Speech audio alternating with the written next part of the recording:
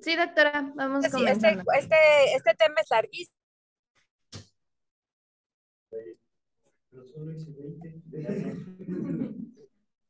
A ver. ¿Y por qué no? Ahí está. Bueno, buenos días. El día de hoy vamos a ver enfermedad vascular cerebral, específicamente el isquémico. Sí, es un tema un poco largo, entonces no vamos a andar en ciertos aspectos, pero igual cualquier pregunta, siéntanse en confianza. Bueno, como una breve introducción, pues un accidente cerebrovascular es un compromiso agudo que vamos a tener de la perfusión vascular, y hay que recordar que el 85% de estos van a ser isquémicos y el 15% van a ser de causa hemorrágica. Es la segunda causa de muerte a nivel mundial y es la primera causa de discapacidad. Entonces tiene mucha relevancia en la práctica clínica y pues como ya sabemos, hospitalariamente ya hemos tenido aquí algunos casos. Entonces es muy importante que la sepamos manejar. Y pues uno de cada 4 adultos se dice que van a presentar un evento vascular cerebral en su vida, lo cual pues es bastante elevado. Si nosotros vemos este mapa mundi de lo que es la epidemiología y de la incidencia a nivel mundial, podemos observar que la mayoría de los casos, pues, por ejemplo, en azul oscuro, bueno, la menor parte de los casos, perdón, azul oscuro, se pueden dar, por ejemplo, en México, en África. Y ya cuando empezamos a ver pues más alta relevancia, pues en algunas partes de Europa y Asia. Entonces, pues bueno, la enfermedad cerebrovascular puede tener 4 mecanismos principales. Una es que sea un proceso intrínseco del vaso, lo que es la aterosclerosis, la hipoialinosis, la disección arterial. Entonces, un problema del vaso nos puede dar una enfermedad cerebrovascular. El otro es que sea un proceso remoto, como un émbolo que vaya y ocluya la arteria. Puede ser también por falta del flujo sanguíneo normal, por una reducción en el mismo. Y pues ya por último, la ruptura de un vaso sanguíneo. Los primeros 3 que les mencioné, pues son causas isquémicas, que puede ser el evento isquémico o como tal el evento transitorio. Y el último, pues, es la causa hemorrágica, que puede ser la subaracnoidea o la intraparenquimatosa. Es muy importante que sepamos pues todos estos mecanismos porque es como nosotros vamos a hacer el abordaje posterior cuando busquemos la etiología. Entonces, en los subtipos de infarto podemos encontrar el ataque isquémico transitorio, que ya lo conocemos, que es una disfunción neurológica, como tal es transitoria, no va a perdurar, que puede causar una isquemia focal, ya sea cerebral o de la médula espinal o retiniana, sin un infarto agudo. Aquí, sin embargo, en las últimas definiciones ya no se toma como que sea menos de 24 horas estrictamente. Lo importante es que no tenga una lesión cerebral posterior. También tenemos lo que es la hemorragia intracerebral, que va a ser derivada de las arterias o de las arterias pequeñas dentro del parénquima. La hemorragia subaracnoidea, donde la principal causa es la ruptura de un aneurisma. Y pues como tal ya tenemos la isquemia con los traumas, los émolos o la disminución del flujo, como ya habíamos mencionado. Entonces, ya en los infartos isquémicos, si nos vamos a los subtipos, pues encontramos que, por ejemplo, el embólico puede ser por partículas restantes de que se originan en alguna parte externa al cerebro y que viajan y bloquean el flujo sanguíneo. El proceso entonces no es local, eso es lo que va a definir un émbolo. El trombótico es que se forma como tal dentro de la arteria y esto va a provocar la reducción del flujo. Y pues la hipoperfusión sistémica se puede dar por alguna disfunción circulatoria, un shock cardiogénico, un choque hipovolémico, un embolismo pulmonar también podría llegar a provocar hipoperfusión.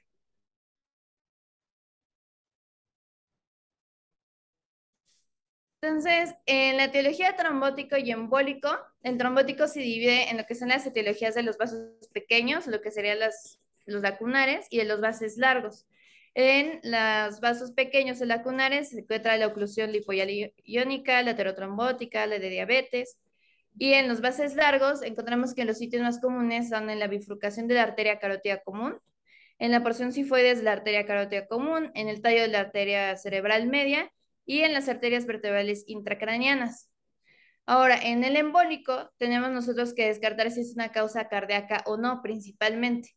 Si sabemos definitivamente que si es una causa cardíaca, entonces puede ser un trombo arterial izquierdo, un trombo ventricular, puede ser causado por FA, que es una de las principales causas cardíacas, o una valvulopatía aórtica o mitral reumática. Esas se dicen que son fuertes cardíacas definitivas, pero por ejemplo, posibles puede ser por una calcificación anular, un foramen oval, un aneurisma septal atrial. En estos casos tenemos que hacer más estudios para definir si sí fue o no fue la causa del EBC. Y pues como otros puede ser la enfermedad de Moyamoya, una disección o un tumor cerebral. Entonces es muy importante que tengamos en cuenta los factores de riesgo porque también podemos hacer un impacto como tal en el tratamiento. Pues los no modificables, ahí no hay forma que podamos hacer algo, que por ejemplo es la edad. Aquí dicen que es entre los 20 y los 64 años, pero pues como sabemos, a más edad, pues se pueden dar más causas aterotrombóticas y pues por las mismas comorbilidades del paciente va aumentando la incidencia. Es mayor en hombres que en mujeres y pues ciertos factores genéticos como la arteriopatía cerebral autosómica dominante y la recesiva. Estas son causas genéticas que provocan a una mayor incidencia de veces. En los modificables, la hipertensión arterial, principalmente la descontrolada de 160-90. Por ejemplo, aquí tenemos una paciente que está en estudio de ataques isquémicos transitorios seguidos y pues ella tenía un descontrol significativo, tenía 190-70 cuando ingresó aquí al hospital de presión arterial.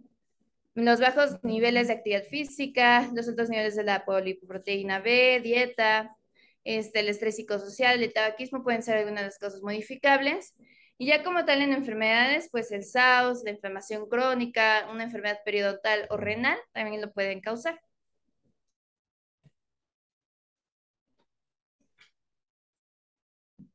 Bueno, ahorita vamos a ver un poquito de la fisiología y fisiopatología para que podamos entender la importancia del diagnóstico. Entonces, pues principalmente tenemos que conocer lo que es la anatomía vascular, lo que es el polígono de Willis. Aquí pues vamos a encontrar lo que es el polígono de Willis, lo que es la arteria cerebral anterior, la arteria cerebral media y la arteria cerebral posterior y sus comunicantes con la comunicante anterior y la comunicante posterior. La que tenemos en el centro va a ser la arteria basilar. Aquí a los lados están las carótidas internas, las arterias vertebrales izquierdas y las subclavias. Y pues aquí está la arteria carótida común. Aquí lo que podemos pues resaltar es que dependiendo del territorio que irriguen estas arterias van a ser los síntomas o los síndromes clínicos que va a presentar el paciente, que lo vamos a ver posteriormente.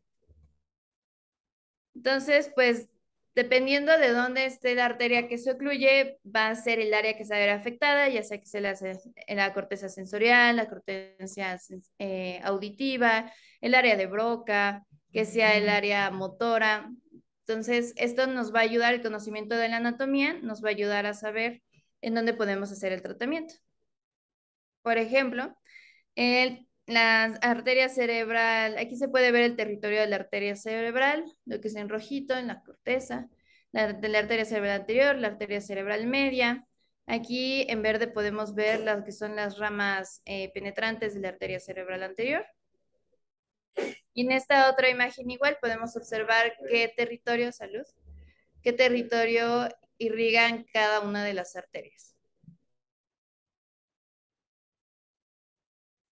Entonces, ya iniciando lo que es el proceso fisiopatológico, aquí podemos encontrar las diferentes causas que nos pueden ocluir los vasos, que ya se habían mencionado anteriormente. Pero, pues, por ejemplo, tenemos lo que es la FA, la lipohialinosis en los vasos pequeños, la aterosclerosis. Por acá tenemos un coágulo de fibrina, acá tenemos la aterosclerosis en una arteria carótida, o, pues, por ejemplo, que se ve afectado el flujo colateral leptomeningio. Entonces, estas causas nos van a provocar una oclusión de la arteria. Entonces, una vez que se ocluye la arteria, el proceso es que, pues, en un intento de rescate de ese flujo, se va a crear un flujo colateral.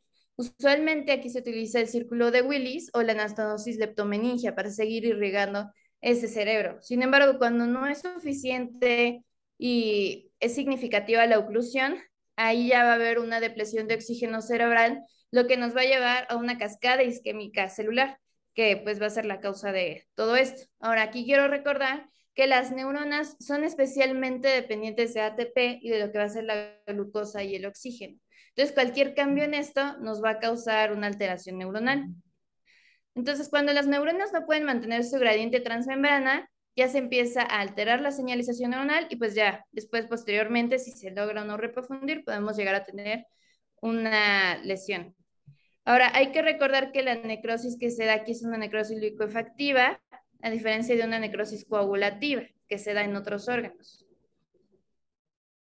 Aquí podemos ver lo que es la cascada isquémica celular que se da en el evento vascular cerebral. Entonces tenemos que se ocluye, ya hay una disminución del oxígeno, hay hipoxia celular, va a haber una alteración entre la demanda y el aporte de oxígeno, y pues esto va a llevar a que se liberen más aminoácidos excitatorios.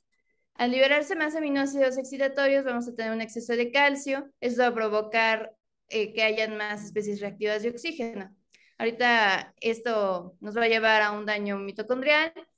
Va a haber la liberación del citocromo C, va a haber activación de la caspasa, y pues todo esto nos va a llevar a apoptosis. Si nos vemos por otro lado, por ejemplo, en el astrocito, el exceso de los aminoácidos excitatorios va a llevar a un exceso de calcio, que va a llevar a que se desregule la homeostasis, y pues esto va a liberar factor trófico. Todos estos mecanismos en conjunto también van a activar la cascada inflamatoria, que nos van a llevar igual a la apoptosis celular. Y también podemos ver que tanto los oligodendrocitos como la microglía se ven afectados en pues, similares al resto de las neuronas. Por ejemplo, en el oligodendrocito, aquí lo que ocurre es que hay desmielinización y hay pérdida de la sustancia blanca. Entonces, al final de todo esto, si todo sale mal, vamos a tener dos tipos de necrosis, lo que es la necrosis neuronal selectiva y la panecrosis. Digamos que las células más resistentes en el cerebro van a ser las células de la glía. Entonces, en la necrosis selectiva va a haber una destrucción de todas las células neuronales a excepción de la glía. Esto ocurre cuando hay una isquemia, pero es transitoria, se logra reperfundir. Sin embargo, se ha visto que a pesar de la reperfusión, la actividad cerebral y su función no regresan al 100%.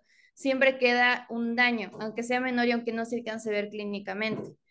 ¿Por qué? Porque hay un aumento en la demanda metabólica, hay liberación de neurotransmisores tóxicos y hay una lesión isquémica, aunque sea mínima. Entonces, las neuronas más susceptibles a este tipo de lesión isquémica van a ser, por ejemplo, las células piramidales del hipocampo. En este caso podría haber amnesia anterógrada. Las células de Purkinje cerebrales, que sería, habría tremor de intención, nistagmo y ataxia. Las células piramidales de la neurocorteza, que va a depender, pues, en los síntomas, dependiendo en qué área se afectó. Y pues en histología va a ser muy importante, vamos a ver necrosis, pero todavía las células de la glía van a estar viables. Si hay una panecrosis, pues aquí todas las células se mueren, incluyendo las células de la glía. Aquí pues es por isquemia persistente, no se logra reperfundir. Y en la lesión histológica vamos a ver que hay lesiones quísticas y pérdida de la arquitectura. Entonces, los cambios histológicos de la zona infartada, pues iban a depender mucho del tiempo en el que continuó esta isquemia. Es por eso, y es muy importante que entre antes se haga la reperfusión cerebral, pues va a haber un mejor pronóstico, porque hay menor daño histológico. Entonces, si dura de 12 a 24 horas, vamos a ver histológicamente lo que hay neuronas rojas. Entonces, esto significa que va a haber citoplasma eosinofílico y un núcleo pignótico. De 1 a 3 días vamos a tener neutrófilos y necrosis licuefactiva. De 3 a 5 días ya vamos a alcanzar a ver macrófagos. De 5 a 15 días va a haber una gliosis reactiva, ya vamos a ver a los astrocitos afectados. Y más de 15 días, pues ya va a ver lo que es la cicatriz glial y la formación de quistes, que esto se ve en la panecrosis. Ahora, a pesar de todos los efectos que tenemos cerebrales, no solamente vamos a ver afectado el sistema nervioso, también va a haber hipertensión, pueden haber arritmias, exudados pulmonares, un aumento en la respuesta inmune, una liberación de las células progenitoras de la médula ósea o elevación de los niveles del cortisol. Esos son efectos que no siempre tenemos muy en cuenta a la hora que tenemos un paciente con EBC. Sin embargo, si presenta alguno de estos datos posteriores, pueden deberse por el mismo infarto cerebral. Y pues bueno, en algunos casos hay mecanismos de recuperación. En casos mínimos esto es espontáneo, la mayoría requieren de tratamiento de reperfusión, pero pues esto se va a deber gracias a la neuroplasticidad. Esto es porque va a haber una brotación local de neuronas, va a haber más sinapsogénesis y fortalecimiento de las señales preexistentes de sinapsis. Sin embargo, esto viene con un costo, porque se ha visto que a pesar de que haya una recuperación, por ejemplo, en pacientes jóvenes, estos pacientes pues quedan con fatiga crónica o con no un deterioro neuronal, pero sí un deterioro general en lo que ellos solían rendir a lo que rinden ahora. Entonces, bueno, con el diagnóstico nos vamos a ir en la parte clínica con lo que son los síndromes clínicos. No vamos a alcanzar a ver todos por el tiempo que tenemos, pero vamos a ver los más relevantes. Lo que quiero resaltar de esto es que no todos la clínica que va a presentar el paciente va a ser de acuerdo a la escala de Cincinnati, porque como sabemos, los síntomas que se dan en la escala de Cincinnati, que les voy a recordar posteriormente, son por oclusión de la arteria cerebral media. Pero si esta no se llega a ocluir, podemos tener otros síntomas que tenemos que tomar en cuenta. Entonces, en realidad, sí es un reto diagnóstico diagnosticar un EBC. Entonces, pues si se altera la arteria cerebral media, que es como la más conocida, pues sí te da parálisis contralateral del brazo, cara y pierna y lateralización sensorial en la misma área. Puede haber afasia motora, afasia central, sordera de las palabras, anomia, agrafia, calpulia, agnosia, confusión. Puede haber afasia de conducción, anosognosia, hemianopsias homónimas o parálisis conjugada del lado opuesto. Todos estos síntomas se dan por oclusión de la arteria cerebral media.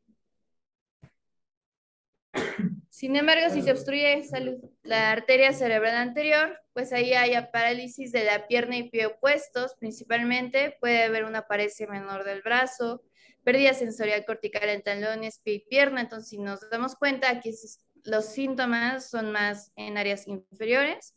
Puede haber incontinencia urinaria, el reflejo de presión, abulia, puede estar el paciente más lento, puede interrumpir más comúnmente, pueden tener falta de espontaneidad, susurro, empiezan a susurrar los pacientes, impedimento de la marcha y dispraxia de los miembros izquierdos o afasia táctil.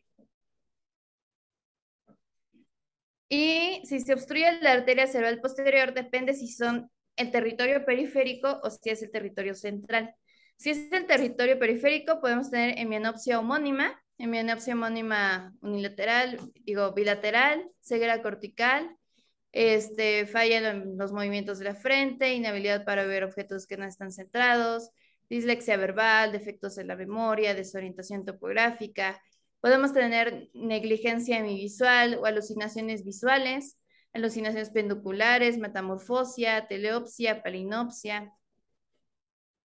Y en el caso de que sea el evento vascular cerebral en el territorio central, van a haber, por ejemplo, pues síndromes talámicos, puede haber pérdida sensorial, puede haber dolor y disestesias espontáneas, coriatetosis, se me parece leve. Podemos tener el síndrome de tálamo perforator, que se llama síndrome de Claude, donde va a haber ataxia cerebelosa con parálisis ipsilateral del tercer par. Puede estar el síndrome de Weber, donde va a haber parálisis y hemiplegia contralateral. Puede haber hemiplegia contralateral, parálisis o parálisis de movimientos verticales del ojo, desviación sesgada, reflejos pupilares lentos, miosis y ptosis. O puede haber, por ejemplo, tremor atáxico contralateral o tremor postural o de sujeción. Ahora, como sabemos, pues también no solamente es en el cerebro en el que pueden haber EBCs, también pueden haber síndromes medulares, pueden haber síndromes pontinos. Entonces, no vamos a andar en esto solo, pero dependiendo de todo, dependiendo de qué arteria se obstruyó, pues va a ser la clínica que vamos a tener.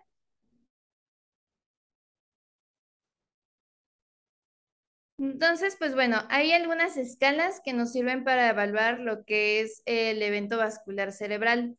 La escala de Cincinnati es como la más conocida, es la que es más fácil de recordar también, y esta incluso se la podemos enseñar a personas que no están en el área médica.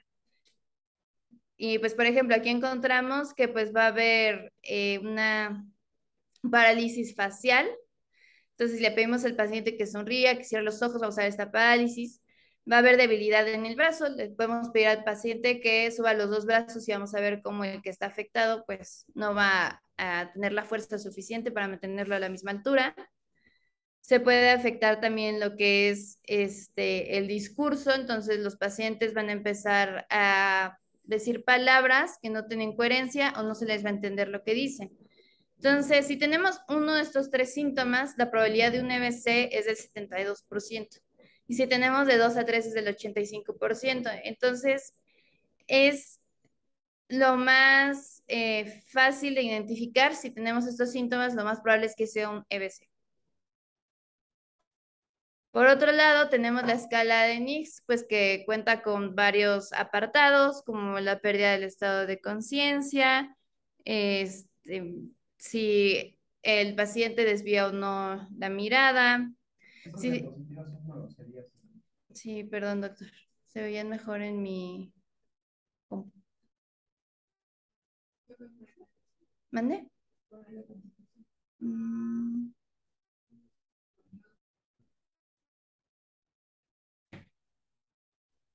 pero bueno, igualmente nada más era como para mencionarles y recordar que esta escala pues también nos sirve para clasificar lo que es el EBC. Como Bueno, tal, pero no es nada más una escala para diagnosticar el EBC, es una de las escalas más importantes para categorizar el EBC sí, y para doctor. decidir qué tratamiento le vas a dar. Ujú. Casi todo se basa en la escala de Nice. Por eso es importante, no te costaba más de 10 minutos más, en listar los puntos que contiene la clasificación de Nice. Sí, doctor. ¿Quiere que los mencione? ¿Los diga? Porque no se alcanzan a ver. Bueno, entonces como les comentaba, pues la escala NICS va a incluir lo que es los niveles de conciencia. Si el paciente está alerta, son 0 puntos; si no está alerta, de 1 a 2 puntos, dependiendo de qué tanta falta de alerta puede presentar. También nos puede ver si tiene parálisis ocular de los nervios oculares, si tiene alteraciones visuales, es el otro punto, si hay parálisis facial, si hay parálisis motora de uno de los brazos, si hay parálisis motora de alguna de las piernas, si hay ataxia de los miembros inferiores, si hay pérdida sensorial, si hay alguna alteración en el lenguaje, si hay disartria o si hay falta de atención en el paciente. Todos estos son los parámetros que vamos a valorar de acuerdo a la escala de NICS. Bueno, yo aquí rápidamente lo que comentaría es que creo que, bueno, la escala de Nice es algo que es sumamente útil para todos los internistas y sí creería yo que sería bueno que todos tuvieran la certificación de la escala de Nice. Hay una certificación que es gratuita en línea y entonces si quieren les paso el link y todos pues tengan la certificación incluso para en su currículum o lo demás ustedes puedan decir que están certificados. Sí es importante porque ustedes dirán, bueno, están las aplicaciones, digo, incluso yo a veces utilizo algunas aplicaciones para hacerlas más prácticas, sin embargo, es muy importante porque la exploración neurológica no siempre se hace bien y entonces puede haber diferencias en el puntaje. Entonces, yo creo que sí todos tienen que tener la certificación de la escala. Muchas gracias, doctora. Te los paso. Sí, gracias. Bueno, como tal, el diagnóstico nos van a ayudar mucho las imágenes, y las imágenes nos van a, no solamente para diagnosticar como tal EBC, sino nos van a ayudar a evaluar otros puntos. Por ejemplo, en la etiología del EBC o qué tipo de EBC tenemos, si es un EBC isquémico o hemorrágico, principalmente En las imágenes principales vamos a poder distinguir el hemorrágico. Podemos excluir alguna causa que mimetice un EBC, por ejemplo, un tumor. Evaluar el estatus de las arterias cervicales intracraneanas, para estimar el volumen del núcleo necrótico que tuvo el tejido cerebral o el área de penumbra. Evaluar el grado de lesión y dónde tenemos el sitio de lesión. Identificar las lesiones vasculares que pueden causarnos un déficit y para guiar también las intervenciones. Entonces, en esta cuestión, la TAC, por ejemplo, es el primer estudio diagnóstico de imagen que vamos a utilizar. Aquí hay algunas diferencias para saber si vamos a elegir TAC o resonancia magnética, pero primero vamos a usar la TAC porque pues es la que está usualmente más disponible en la mayoría de los centros y pues es más rápida que la resonancia magnética. Nos va a ayudar a detectar una hemorragia intracraneana. Como tal, no vamos a poder ver la isquemia, pero sí nos va a ayudar a ver si podemos utilizar o no la escala de reperfusión. Nos va a ayudar a ver si hay coágulos, solo en caso de que haya hiperdensidad de un vaso. Esto no se ve en todos los casos, pero si se llega a ver, podríamos suponer que esto es un coágulo y pues se utiliza para triage. Otros tipos de TACs, por ejemplo, puede ser la angiografía, y esto nos va a ayudar principalmente para los pacientes que son candidatos para una terapia endovascular, donde pasan ya más de 6 horas, determinar si hay obstrucción de un vaso grande, y pues, por ejemplo, en el TAC de reperfusión nos ayuda en el caso de que haya una trombectomía mecánica.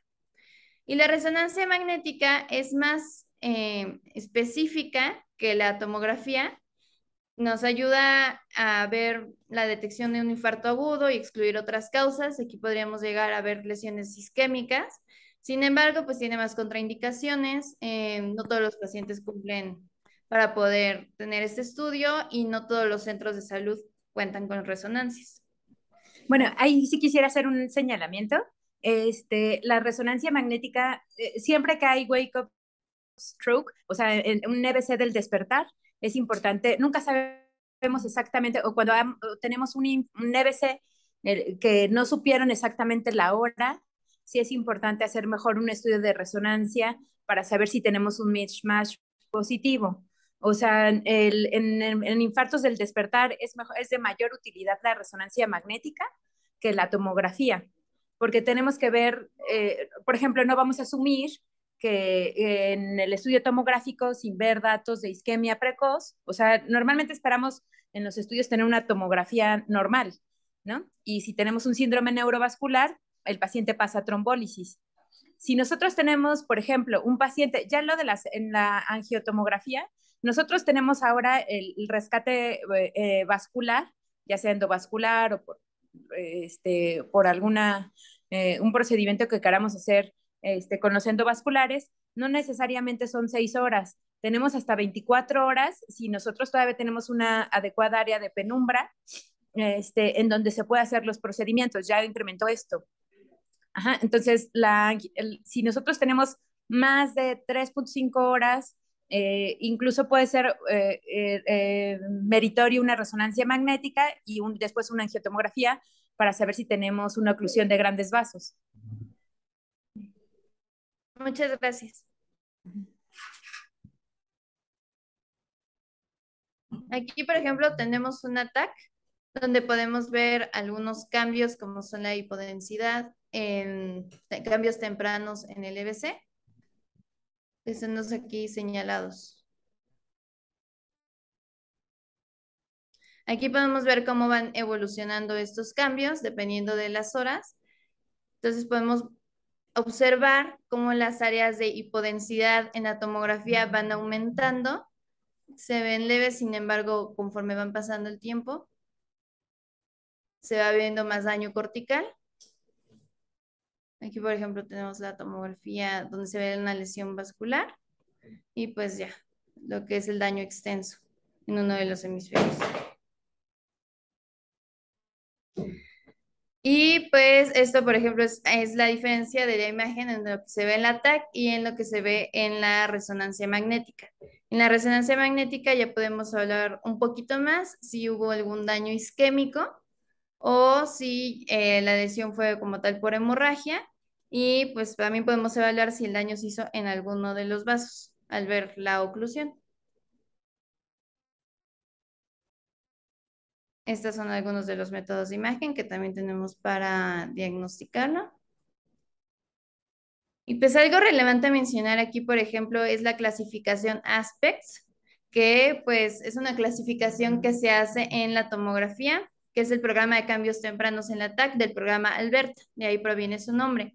Esto se hace en tomografía simple y se calcula de acuerdo a dos cortes axiales que tenemos del cerebro, uno a nivel del tálamo y los ganglios basales y otro en un nivel rostral de los ganglios basales.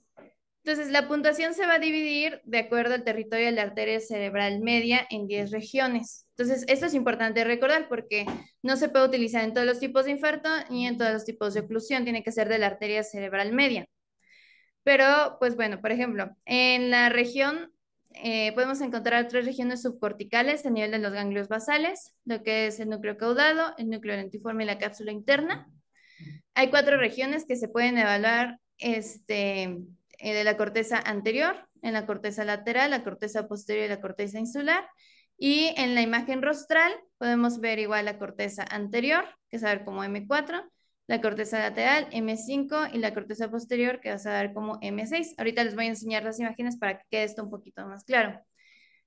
En el cálculo es que un paciente sano inicia con 10 puntos y dependiendo de cuántas áreas se vean afectadas, vamos a ir restándole un punto a las imágenes tomográficas.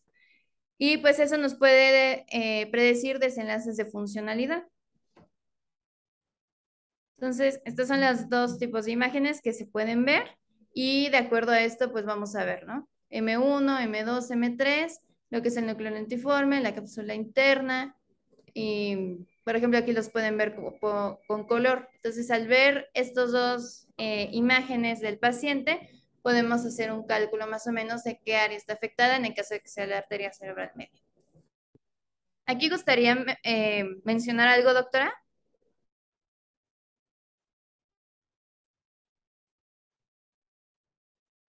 Y acuérdense que hay dos niveles, a nivel de los ganglios, que es el primer corte que estás mostrando, y a nivel de la corona radiada. Siempre tiene que ser ese nivel. Y la otra cosa que es muy importante mencionar es que cuando nosotros estamos evaluando algún aspecto, es importante que a veces no se puede evaluar porque tenemos enfermedad de pequeño vaso. Ya tenemos en el estudio tomográfico múltiples áreas de isquemia, o sea, ya se ve todo hipodenso y no podemos hacer la evaluación concreta del aspecto. No es un algo reciente, sino es algo crónico. Sería como la única contraindicación para que puedan ustedes evaluar de forma estricta el aspecto, si es a veces mejor el estudio de resonancia magnética. Pero en general, si nosotros tenemos un infarto muy extenso, también puede contraindicar un tratamiento trombolítico. Gracias. Entonces, ya como tal nos vamos a ir al tratamiento. Entonces, es muy importante que manejemos los signos vitales y los signos clínicos. Entonces, esto lo hice un poquito más enfocado de lo que tenemos en la práctica diaria. Entonces, siempre vamos a hacer el ABC, que ahorita vamos a ver en el algoritmo. Sin embargo, pues, por ejemplo, es muy importante que elijamos bien qué tipo de fluidos o soluciones vamos a utilizar. Se prefiere una solución salina isotónica sin dextrosa para evitar el exceso de agua que pueda llegar a tener el paciente y evitar el edema cerebral. Hay que corregir la hipoglicemia si la tenemos, menor a 60, y la hiperglicemia, la meta es que la mantengamos entre 140 y 180, que pues son las metas del paciente crítico, y pues de acuerdo a las guías se va a tratar siempre y cuando sea mayor a 180. Hay que vigilar el reflejo de deglución antes de iniciar la vía oral, eso es muy importante. Y la posición de la cabeza, principalmente en la etapa aguda, se recomienda que sea a 30 grados. En este caso, por ejemplo, en el caso de que haya un aumento de la presión intracerebral, que haya riesgo de aspiración, descompensación cardiopulmonar o desaturación, pues se ha visto que tiene una ventaja esta posición de la cabeza. También el controlar la fiebre evita que haya más lesión neuronal y la presión arterial es importante que esté a menos de 180, 110 en las primeras 24 horas. Y se debe tratar solo si hay síntomas, si son mayores a 220 y 120, y pues podemos mantener una presión entre 140 y 190 en pacientes estables. Es muy importante aquí que, por ejemplo, los tratamientos antihipertensivos que se recomiendan son el abetalol, el nicardipino o el clivedipino. Entonces, en las opciones para tratar la hipertensión, por ejemplo, tenemos lo que es el abetalol de 10 a 20 miligramos intravenoso de 1 a 2 minutos. Tenemos el nicardipino, que son 5 miligramos a la hora intravenoso, y se puede ir aumentando a 2.5 o el clivedipino. Este es en el caso de que la presión sea mayor a 185 y 110. En el caso de que sea menor a 180, 105, vamos a elegir más bien una maniobra conservadora. Y pues también podríamos utilizar el abetalol, nicardipino o clivedipino. Ahora también vamos a tener las opciones quirúrgicas, que es cuando ya hay mayor tiempo de daño, como lo que yo había leído era más de 6 horas, pero la doctora dice que se puede extender hasta 24 horas. Por ejemplo, lo tenemos antes de de 3 a 4.5 horas, el tratamiento de elección es la trombólisis, pero tenemos que tener mucho cuidado porque hay ciertas contraindicaciones por la anticoagulación. Entonces, esto es inicialmente antes de las 4.5, se hace con alteplasma y pues es importante que no administremos en un tratamiento anticoagulante en las primeras 24 horas posterior a la trombólisis. También recomiendan que sea un ataque de seguimiento para descartar que posterior al tratamiento haya habido una hemorragia. Ahora sí, cuando son las primeras 24 horas, tenemos lo que es la trombectomía. Esto se hace de acuerdo al score de ranking, tiene que ser de 0 a 1. Si hay oclusiones de los vasos grandes, si el paciente es mayor de 18 años, si tienen escala de NICS mayor a 6 puntos o un ASPEX más de 6, podemos elegir la trombectomía. Sí, eso era lo que me refería, doctora, de la trombectomía hasta 24 horas, trombólisis sí son 4.5 horas. Perfecto. Ajá.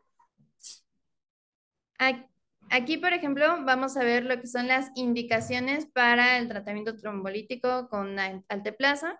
Entonces es importante que sea de 3 a 4.5 horas, que esté a mayor de 18 años y de preferencia menor a 80 años.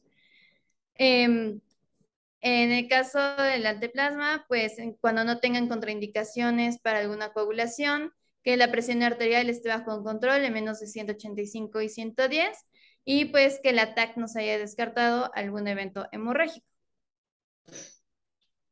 Hay algunas indicaciones que están como en nivel intermedio, que pues depende de si no conocemos la hora de inicio exacto de los síntomas, esto nos puede dejar pues a criterio clínico si se debe de iniciar.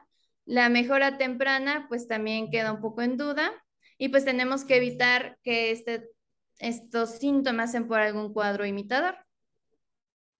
Y es muy importante que nosotros reconozcamos en qué pacientes no podemos dar para nada este tratamiento con alteplazo. Por ejemplo, si es más de 4.5 horas ya no se recomienda. Si en la ataque hay signos de alguna hemorragia, definitivamente está contraindicado. Que tengamos un EV6 isquémico previo a 3 meses al evento actual, que haya habido un traumatismo craneoencefálico grave, un traumatismo craneoencefálico agudo, que haya habido una cirugía intracraneal o intramedular menor a 3 meses, hemorragia subaracnoidea, algún tipo de cáncer, principalmente los cánceres gástricos, o alguna coagulopatía. Por ejemplo, si el TP es mayor a 15 segundos, pues lo recomendable es que no se administre.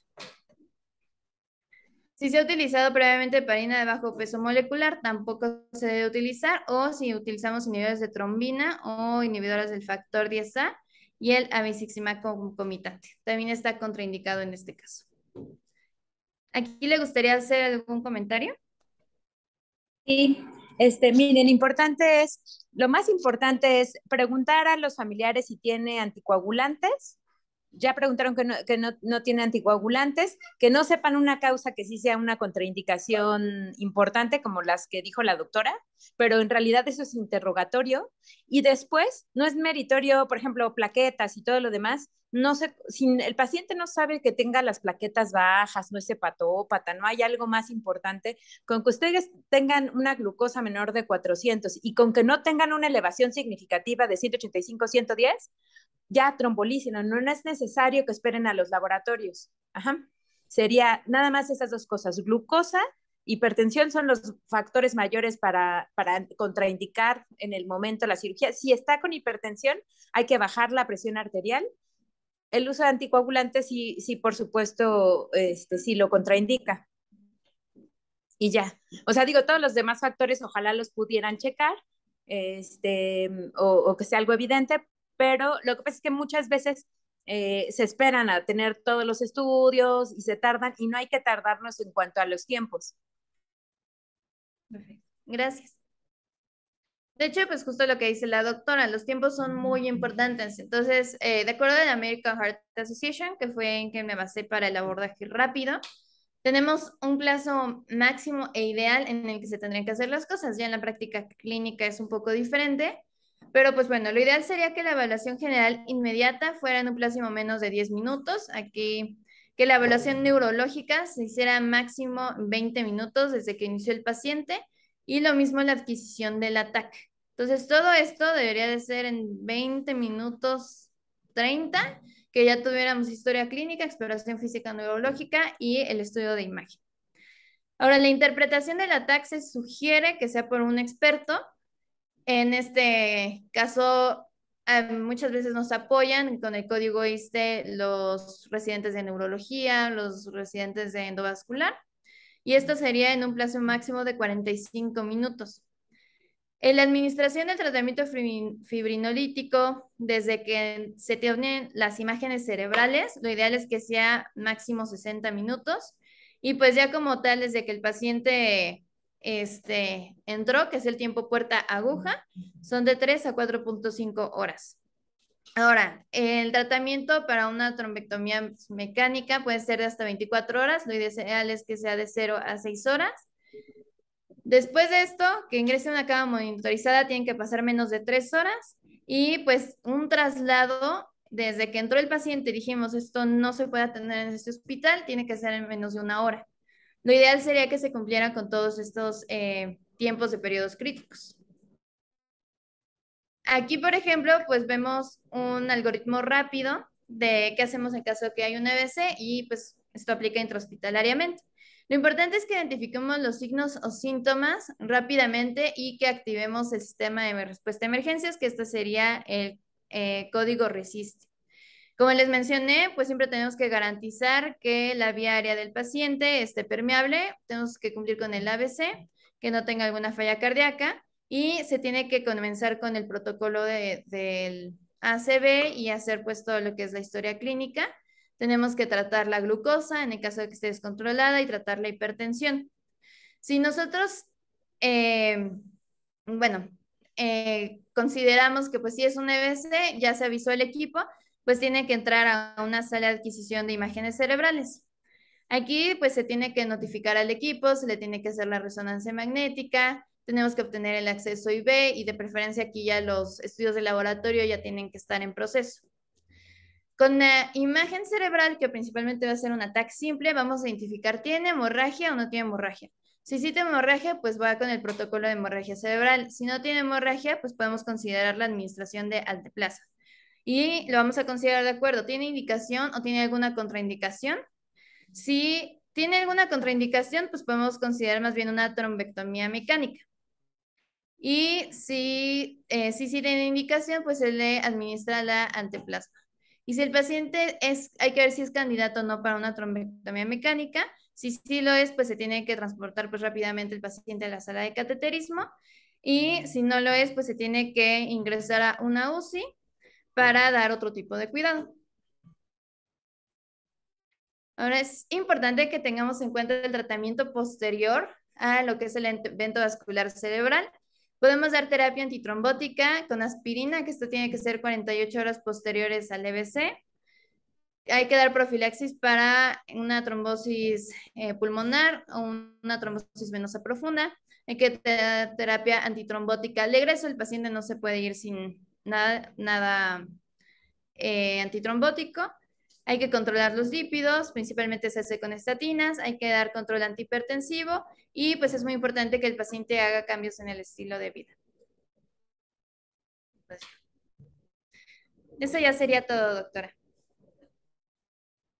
Entonces, miren, les empiezo a preguntar, ¿qué harían si ustedes encuentran a un masculino de 40 años? En el estudio de imagen se observa un área hipodensa en todo el territorio de M2 del lado izquierdo. Ya encuentran en el estudio tomográfico una lesión hipodensa de unos 6 centímetros. ¿Lo trombolizas o no lo trombolizas? ¿Mm? Com- Comentan que no, porque si ya tiene cambios ya no es agudo. Exactamente. Entonces, ahora, en el estudio de resonancia magnética. En el estudio de resonancia magnética, es un paciente femenino de 40 años que llega, puros pacientes jóvenes estoy poniendo, bueno, de 80 años, que llega con una oclusión a nivel de la arteria cerebral anterior y en el estudio en T1 no observo cambios. En el estudio de difusión encuentro un área de restricción a la difusión y en el estudio en FLAIR encuentro hiperintensidad en el territorio previo. ¿Lo trombolizas o no lo trombolizas? Sí.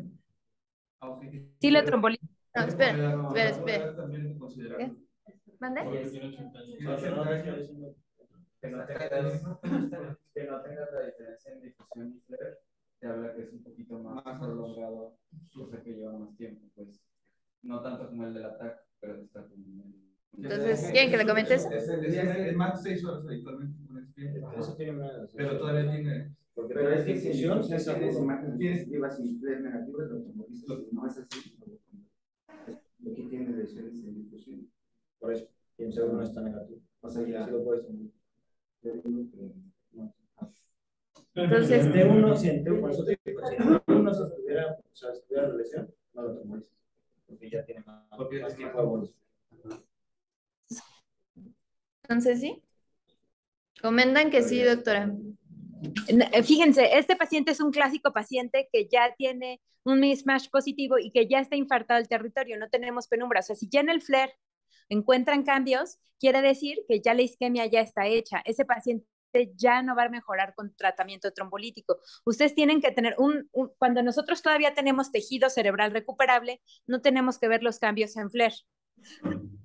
Esa sería la diferencia en resonancia magnética para que se sepan si ya le cambio, ya no hay tejido recuperable, pero normalmente solamente tenemos que ver los cambios en el estudio de difusión. Pero si ya los encontramos en FLAIR, ya no. Ok. Ajá. Ahora, es muy importante, algo que siempre veo de los internistas, es que siempre mandan pacientes con eventos lacunares o eventos, ahorita nos faltaron mucho los síndromes de lacunares con disartria manotorpe, me parecía motrapura, que también habría que estudiarlos porque son relativamente frecuentes. Entonces, a veces es muy frecuente que nos lleguen diciéndonos que tienen algún cuadro de estos y acuérdense que no necesariamente son de origen vascular. Esa es una. Y luego la otra, es muy frecuente que nos manden pacientes con eventos isquémicos transitorios y el internista le atribuye evento isquémico transitorio a periodos de amnesia, que ya se le olvidó, que se mareó. Ay, doctor, yo creo que tuve un evento isquémico transitorio porque es que no me acuerdo qué me pasó, es que acuérdense cuál es la clínica, tú nos la dijiste muy bien, cuál es la clínica de un evento isquémico transitorio, porque siempre se les olvida, y si no son clínicas específicas, a todo le atribuimos que pudo haber sido un evento isquémico transitorio. ¿Cuáles son por ejemplo, cuál es la clínica de un evento isquémico transitorio? ¿Nos lo dijiste en la clase? ¿De los síndromes, doctora, o la escala de Cincinnati? No, o sea, cuando tenemos un evento isquémico transitorio tiene una clínica que es característica. ¿Cuál es? ¿Qué refiere? Por ejemplo, son pacientes que tienen, por ejemplo, pacientes con amaurosis fugax. Esos sí son pacientes que les debes de estudiar. ¿Por qué? Porque son pacientes que les vas a hacer todo el abordaje, les vas a hacer el Doppler, le vas a hacer el Holter, le vas a hacer todo para averiguar si tiene riesgo en el siguiente mes de volverse a infartar. Entonces, no todos los pacientes, y tú no tienes nada por imagen, no tienes ni por resonancia ni por tomografía, pero si tiene un cuadro neurovascular clásico, no solamente neurovascular, sino de isquemia transitoria clásico, o sea, si de repente no vio en un ratito, luego sí ve y luego otra vez no ve, le hacemos estudios extensos y le inician tratamiento, ¿no? Porque acuérdense, incluso en esos pacientes se inicia muchísimo, el riesgo es mucho más alto que incluso en los ya infartados. Sí, doctora. Este, bueno, supongo que hay muchísimas dudas. Yo creo que sí me gustaría mucho revisar con ustedes otras cositas de la parte de B6 químico, a lo mejor presencial, por lo menos hacemos una sesión así mini rápida de dudas y de como casitos. Seguramente sí, porque creo que esta parte sí es muy rica y el paciente pierde mucho. Ahora, ahorita en su hospital ustedes realmente no tienen problema porque tienen a los equipos de endovascular y de neuro, pero en general todos ustedes van a tener que decidir el tratamiento trombolítico en el servicio social. Ya se está extendiendo a que todas las unidades que cuenten con tomografía lo puedan decidir y ustedes ahí tienen que ser los expertos que van a decidir si sí o si no. Muy bien, doctora. Salvamos cerebros, entonces no se preocupen por si se equivocan, siempre vamos a tener falsos positivos, pero sí es muy grave que un paciente que le pueden salvar el cerebro, no se lo salven, ¿no? Eso sí sería que se les vaya o que por miedo no lo hagan, creo que sí sería algo muy triste, ¿no? Sí, sí, doctora. Hay una duda. ¿Quiere que lo abordemos? Sí, sí, sí.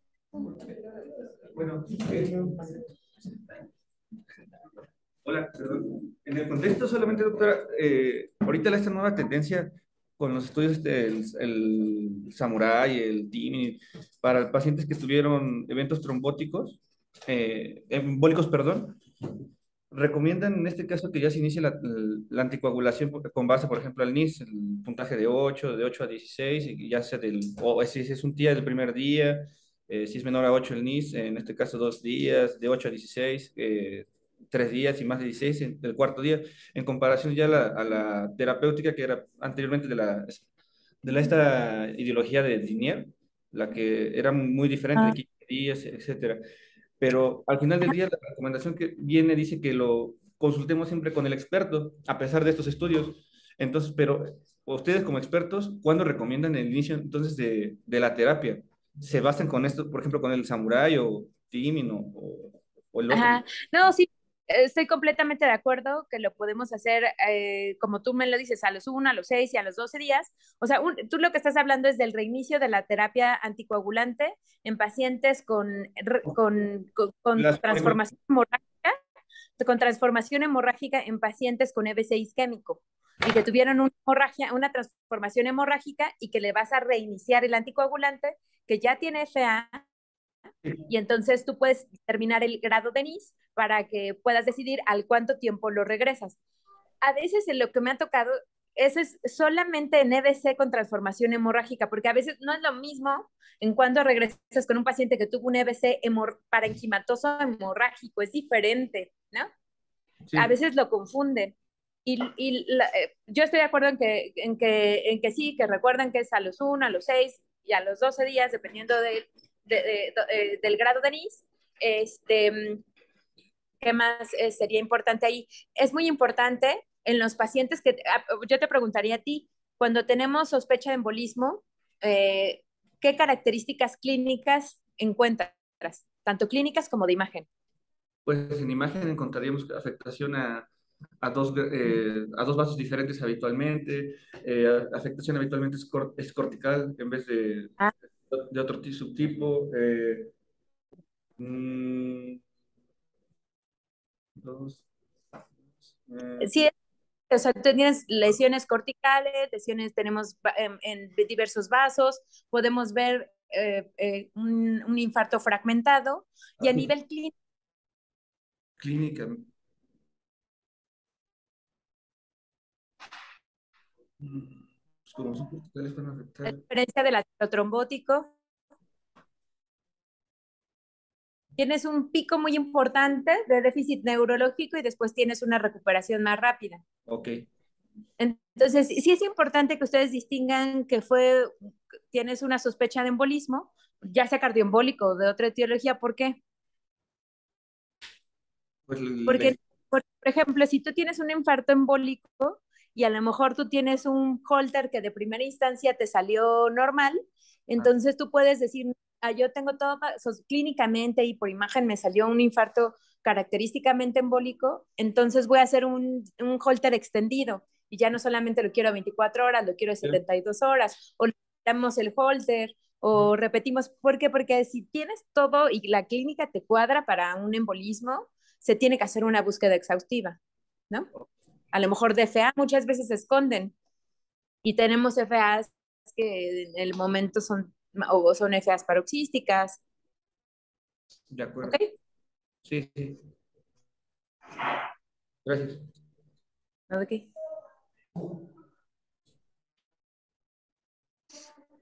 Doctora, ¿la malignidad gastrointestinal pudiera ser una contraindicación relativa para trombolizar a un paciente? Sí, es relativa. O sea, en general, o sea, malignidad y luego además qué tipo de malignidad. O sea, si no sabemos que hay, sí, yo diría que es completamente relativa y que lo trombolizaran. O sea, si no sabemos más de una contraindicación específica, trombólisis. Okay. Claro que obviamente no todas las malignidades gastrointestinales van a sangrar. O sea, entonces, si no sabemos más, si no ha sangrado previamente, si no es un tumor que ya sepa, pero a veces ni siquiera sabemos qué tiene el paciente bien, nada más tenemos sospechas y ya no los trombolizan por eso, ¿no?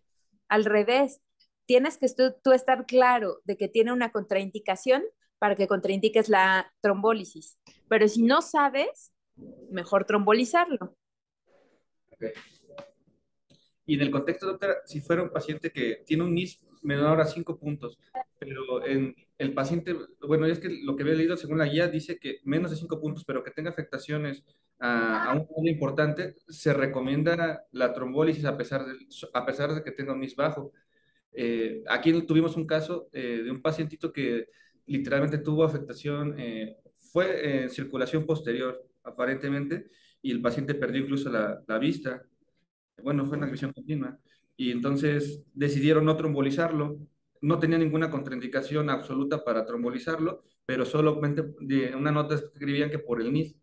Eh, yo consideré en ese momento que estaba, en realidad, tenía indicación clara porque pues perdía la funcionalidad de ver, en pocas palabras. Bueno, qué bueno que tocas ese punto. Anteriormente todos los infartos de la circulación anterior no se trombolizaban.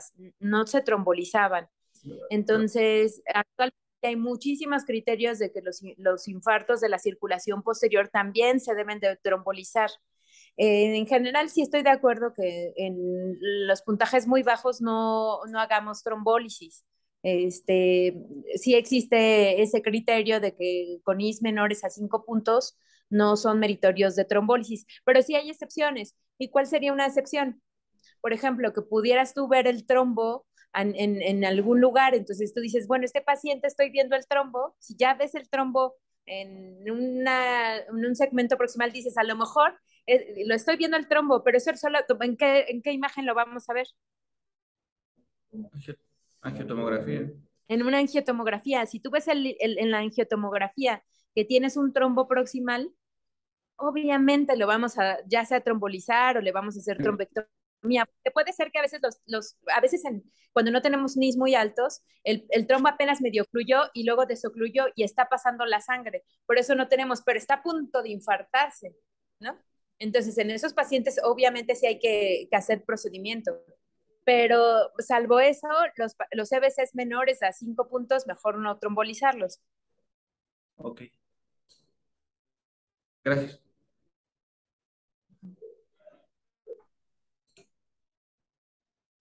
Y todos los de circulación posterior que lo ameriten. Gracias, doctora. No, Bueno, mandar un alto. Y sí, sí estaría interesante que le entreguen al doctor Montiel sus certificaciones del NIS. No se diga más para mañana. Ah. Que todo el grupo ya esté certificado y le entregan la constancia de que se certificaron. Sí, doctora. Y de todas maneras, supongo que la certificación van a tener algunas dudas y entonces nos preguntan. Perfecto, doctora. Que les vaya muy bien. Cuídense. Hasta luego, gracias. Gracias.